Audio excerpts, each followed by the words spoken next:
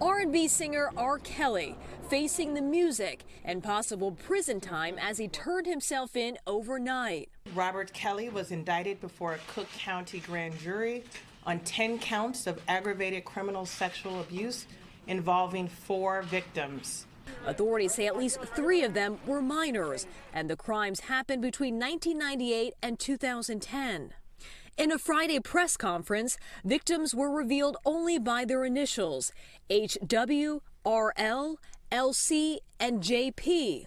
JP, believed to be Geronda Pace, told Dateline back in January that she was 16 years old when Kelly sexually abused her. I didn't agree to having sex with him or performing.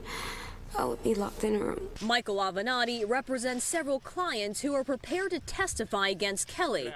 Just last week, Avenatti says he turned over a video to authorities that reportedly shows Kelly engaging in illegal sex acts with a 14-year-old girl. Both the victim and Mr. Kelly refer to the victim's age. 2 decades of sexual misconduct accusations have followed the singer. He was acquitted of all child pornography charges in 2008.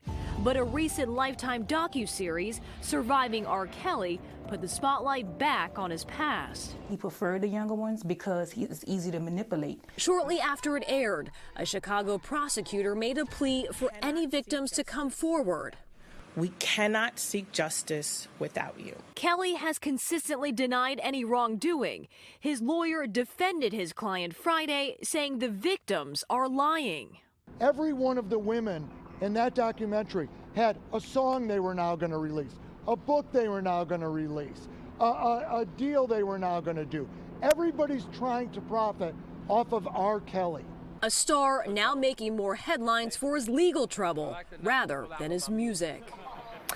And Kelly's bond hearing is set for this afternoon. Meantime, the federal government might be getting involved as well. 2 sources familiar with the case say Homeland Security investigators are looking into Kelly's possible connection with sex trafficking allegations.